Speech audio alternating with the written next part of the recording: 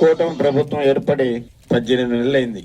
మరి ఎలక్షన్ మేనిఫెస్టోలో సూపర్ 6లు 7లు అని చెప్పుకొని మరి ఏది కూడా పూర్తి చేయకుండా పథకాలన్నీ పక్కన పెట్టి మరి గతంలో ఉన్నటువంటి ముఖ్యమంత్రిగా ఉన్నటువంటి వైఎస్ జగన్మోహన్ రెడ్డి గారు సాధించినటువంటి 17 వైద్య కళాశాలను ప్రైవేటీకరణ చేయటకు ఈరోజు కూటమి ప్రభుత్వ నాయకులు శ్రీకారం చుట్టారు.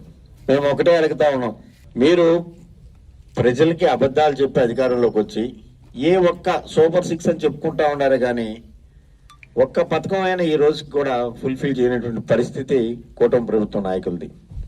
చెప్పినారు, ఆ రోజు చెప్పినారు మరి రైతులకు అండగా ఉంటాం, జూన్ నెల నుంచే 2024 నుంచే అన్ని పథకాలు కూడా అమల్లోకి వస్తాయి, మమ్మల్ని ఆదరించండి, గెలిపించండి, ఈ రాష్ట్రాన్ని కాపాడుతాం, ముందుకు తీసుకెళ్తాం, అభివృద్ధి పథకం కాకుండా సంక్షేమ పథకాలు కూడా మీకు అందరికి కూడా పంచిపెడతాం, మరి జగన్మోహన్ రెడ్డి కన్నా మిన్నగా చేస్తామని చెప్పేసి ఒక్కరు ఇద్దరు కాకుండా అందరూ కలిసి రకరకాల ప్రచారాలు చేసినారు. సరే, ప్రజలు నమ్మినారు. మరి ఏ విధంగానో ఒకసారి మరి వీళ్ళు అందలం ఎక్కినారు, కుర్చీలో కూర్చున్నారే కానీ ఏదైతే చెప్పిన వాగ్దానాలు మర్చిపోయి ఆ రోజు చెప్పినటువంటి వాగ్దానాల్లో మరి రైతుల గురించి చాలా ఎక్కువ చెప్పినారు. ఈ రోజే ఒక పథకం స్టార్ట్ చేశారు. మరి ఏ విధంగా రైతుల ముందుకు పోతున్నారో మరి వాళ్ళకే తెలియాల. ఎందుకంటే ఈ రాష్ట్రం ఆంధ్రప్రదేశ్ అంటే అన్నదాతగా పేరున్నటువంటి ఈ రాష్ట్రాన్ని రైతుల్ని మరి నడి రోడ్లో వదిలేసి ఏ పంట వేసినా కానీ గిట్టుబాటు ధర లేకుండా చేసిన పరిస్థితి ఈ ప్రభుత్వం అంది. అది కాకుండా మరి యువతకి 20 లక్షల ఉద్యోగాలు, లేకపోతే నిరుద్యోగ వృత్తి 3000. 18 నెలలైంది. ప్రతి యువతకి 54,000 కట్టాల. 2 లక్షల లెక్కన వేసుకుంటే 10,800 కోట్లు ఈరోజు జమ చేయాల యువత అకౌంట్లో. 18 సంవత్సరాలు నిన్నటువంటి మహిళలందరికి కూడా 1,500 లెక్కన 18,000 వేస్తాడు. ఊసేయలేదు, ఎట్టపోయిందో. మహిళలకి 3 సిలిండర్లు అన్నారు, ఒక సిలిండర్తోనే మోతేసేసారు.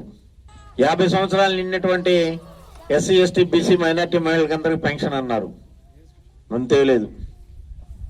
ఇన్ని కార్యక్రమాలు పక్కన పెట్టేసి ఆ 1వ తేదీ ఇచ్చే పెన్షన్ తప్పనిచ్చి ఇంకే పథకాలు లేనటువంటి ఈ ప్రభుత్వంలో మా ప్రభుత్వం ఏర్పాటు చేసి సాధించి తీసుకొచ్చినటువంటి 17 కాలేజీలని మరి ప్రైవేటీకరణ చేయడానికి మీకు సిగ్గు లేదా అని అడుగుతా ఉన్నాం. దీంట్లో భాగంగానే కోవూరు నియోజకవర్గంలో ఇటీవల 12వ తేదీ గౌరవ నల్లపరెడ్డి ప్రసన్న కుమార్ రెడ్డి గారి నేతృత్వంలో మరి ఒక నిరసన ర్యాలీ చేపట్టడం గొప్పగా జరిగింది. నియోజకవర్గంలో ఉన్నటువంటి ప్రతి ఒక్కరు వచ్చేసి కూడా జేజేలు పలికి మరి ఆ నిరసనకి సంఘీభావం తెలిపారు. ఇక్కడే కాదు, రాష్ట్ర వ్యాప్తంగా ప్రతి నియోజకవర్గంలో బ్రహ్మాండంగా జరిగిన కార్యక్రమం. అంటే ప్రతి ఒక్కరు కూడా ఈ యొక్క కాలేజీలు కావాలి, ప్రభుత్వం ఏర్పాటు చేయాలి, ప్రైవేటీకరణ చేయకూడదు, పేద బడుగు బలహీన వర్గాలకు సంబంధించినటువంటి వాళ్ళు ప్రతి ఒక్కరైనా మంచి విద్యని అభ్యసించాలి, పేదలకు మంచి వైద్యం జరగాలంటే ఈ యొక్క కాలేజీలని ప్రభుత్వం ఏర్పాటు చేయాలని ఒక ముక్త కంఠంతో, నినాదంతో, పార్టీలకు అతీతంగా అన్ని పార్టీల వాళ్ళైతేనేమి, విశ్లేషకులు అయితేనేమి, మేధావులు అయితేనేమి, విద్యార్థులు, తల్లిదండ్రులు, మహిళలు, పాత్రికేయులు ప్రతి ఒక్కరు కూడా రాష్ట్ర వ్యాప్తంగా ముందుకొచ్చారు. మరి ఏదైనా ఆలోచించాలి. మరి ఏదైనా మనం చేయకుండా ఉన్నామా? 5 సంవత్సరాల్లో మరి జగన్మోహన్ రెడ్డి చేసినటువంటి అప్పు కన్నా 2 సంవత్సరాలు కాకముందే దాన్ని దాటిపోయినటువంటి పరిస్థితి ఉంది. కుటుంబ ప్రభుత్వం పరిపాలకులు చెప్తా ఉంటారు అభివృద్ధి చేస్తా ఉన్నామని చెప్పేసి. మరి అభివృద్ధి ఏదైనా చేస్తున్నారంటే సెంట్రల్ గవర్నమెంట్ ఇచ్చిన ఫండ్స్, ఇక్కడ ఉన్నటువంటి సర్పంచులు, ఎంపీటీసీలు, జడ్పీటీసీలకు సంబంధించినటువంటి 15th ఫైనాన్స్ లోంచి నడుస్తున్నా కానీ స్టేట్ గవర్నమెంట్ నుంచి పలాని గ్రాండ్ నుంచి ఈ సిమెంట్ రోడ్ వేస్తున్నాం, ఈ యొక్క షెల్టర్ కడుతున్నాం, ఈ యొక్క డ్రైన్స్ కడుతున్నాం పరిస్థితి ఎక్కడా లేదు. ఏదైతే NREGS 15th finance, state government ఏదైనా ఎమ్మెల్యే గారి ఫండ్స్ కానీ ఇంకేదైనా ఫండ్స్, ఇతర ఫండ్స్ కానీ, అట్కో నిధులు కానీ ఎలాంటి నిధులు తీసుకొచ్చిన దాఖలాలు లేవు. మరి అది కాకుండా కూడా మరి అప్పులు ఇష్టం వచ్చేట్టు చేసేసి కేవలం ఒక రాజధాని కడుతున్నారని చెప్పేసి గ్రాఫిక్స్ చూపించుకుంటూ మరి ప్రతి ఒక్కరూ నమ్మి ఓటేసి సంక్షేమ ఫలాలంతా అని చెప్పి ఎంతో మంది మహిళలు ముందుకు వస్తే ప్రతి ఒక్కరిని కూడా అన్ని పథకాలు కూడా పక్కన పెట్టి ఒకే పథకానికి శ్రీకారం చుట్టా ఉంటారు తండ్రి కొడుకులు. కాబట్టి మేము చెప్పేది ఏంటంటే ఈ యొక్క కాలేజీలు ప్రైవేటీకరణ చేయొద్దు, దయచేసి రాష్ట్ర వ్యాప్తంగా ప్రతి ఒక్కరు ముందుకు వస్తున్నారు. దాంట్లో భాగంగానే 1 కోటి సంతకాలతో కూడా మేమందరం కూడా మీ ముందుకు వస్తా ఉన్నాం. 1 కోటి సంతకాలు సేకరించారంటే చిన్న పని కాదు. ఈ రాష్ట్రంలో 1 కోటి సంతకాలు సేకరించి మరి 17 కాలేజీలు ఆపండియా, తద్వారా ఈ రాష్ట్ర భవిష్యత్తు మంచి భవిష్యత్తు ఉంటుంది. మీరు చేసింది మీరు ఇవ్వాల్సింది ఇవ్వకుండా పోక మా నాయకుడు గత ప్రభుత్వంలో తెచ్చినటువంటి ఈ కాలేజీలని మీరెందుకు ప్రైవేట్ పరం చేస్తూ తద్వారా లబ్ధి పొందాలనుకున్నటువంటి పెద్దలందరికీ మనవి చేసుకుంటా ఉన్నాం. మరి ఈ రోజు ఈ గ్రామంలోనే కాదు, ఈ మండలం అయితే, నియోజకవర్గం అయితే, జిల్లా అయితేనేమే ప్రతి ఒక్కరు కూడా చాలా చక్కగా ఈ కార్యక్రమాన్ని చేస్తా ఉంటారు, అన్ని నియోజకవర్గాల్లో, అన్ని గ్రామాల్లో కూడా. ఎందుకంటే ఇది ఒక యువతకు సంబంధించింది, విద్యార్థికి సంబంధించింది. మరి వృద్ధులైన ప్రతి ఒక్కరికి కూడా మరి హాస్పిటల్ పోవాలంటే మంచి అధునాతనమైనటువంటి హాస్పిటల్ ఏర్పాటు చేయడానికి అవకాశం ఉంటుంది దీని ద్వారా. కాబట్టి ప్రతి ఒక్కరు నేను ఇక్కడ మనవి చేసిన నియోజకవర్గంలో ప్రతి గ్రామంలో ఉండే సర్పంచ్ అయితేనే, ఎంపీటీసీ అయితేనేమి మనకు 3వ తేదీ వరకు టైం ఉంది. కాబట్టి ప్రతి మండలంలో ఉండే ప్రతి గ్రామంలో, ప్రతి వార్డులో, ప్రతి ఏరియాలో, ప్రతి స్కూల్ దగ్గర, కాలేజ్ దగ్గర కూడా ఒక చర్చ ఏర్పాటు చేసి తద్వారా ఈ యొక్క సంతకాలు స్వీకరించి మనమంతా కలిసి మరి ఈ యొక్క ప్రైవేటీకరణకు అడ్డుకోవాలి.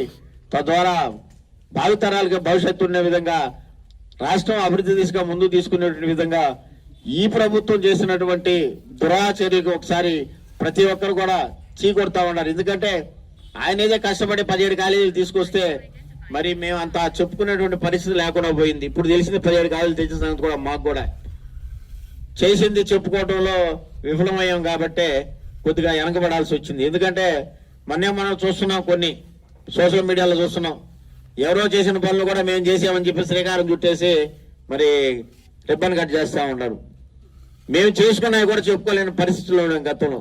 కాబట్టి 17 కాలేజీలు కూడా గౌరవ జగన్మోహన్ రెడ్డి గారు శాంక్షన్ తీసుకొచ్చారు. కాబట్టి ఇక్కడ ఉన్నటువంటి ప్రతి ఒక్కరూ వేదిక మీద ఉన్నటువంటి వాళ్లే కాదు, ముందున్నటువంటి కూడా మీకు కూడా హక్కు ఉంది. కాబట్టి ప్రతి ఒక్కరూ ఈ యొక్క కాలేజీలను మనం భద్రపరచుకొని కాలేజీలను ఏర్పాటు చేసుకునేటువంటి పరిస్థితి ప్రతి ఒక్కరి మీద ఉంది. కాబట్టి తప్పకుండా శ్రీకారం చుట్టి మరి ఈ కార్యక్రమం దిగ్విజయంగా చేసి మరి రాష్ట్రంలోనే కోర్ నియోజకవర్గానికి మొన్న జరిగిన నిరసన కార్యక్రమంలో చాలా మంచి పేరు వచ్చింది. కాబట్టి రేపు మనం 3వ తేదీ లోపల మనం అంతా కూడా ప్రతి ఒక్కరు వేదిక మీద ఉన్నటువంటి కన్వీనర్లు అయితేనేమి, ఇతర పెద్ద నాయకులు, మరి రాష్ట్ర నాయకులు ఉన్నారు, సీనియర్ నాయకులు ఉన్నారు, ప్రతి ఒక్కరు కూడా అన్ని మండలాల్లో కూడా ఇప్పటి వరకు జరిగినటువంటి సంతకాల సేకరణ అయితే ఇంకా చేయాల్సిన ఏమైనా ఉంటే కూడా త్వరితగతిన ముగించుకొని 3వ తేదీ కల్లా పూర్తి చేసుకుని 4వ తేదీ కోవూరు వైఎస్ఆర్ కాంగ్రెస్ పార్టీ కార్యాలయంలో ప్రతి ఒక్కరు కూడా అవి తీసుకొచ్చే అక్కడ ఒప్పు చెప్పాలి.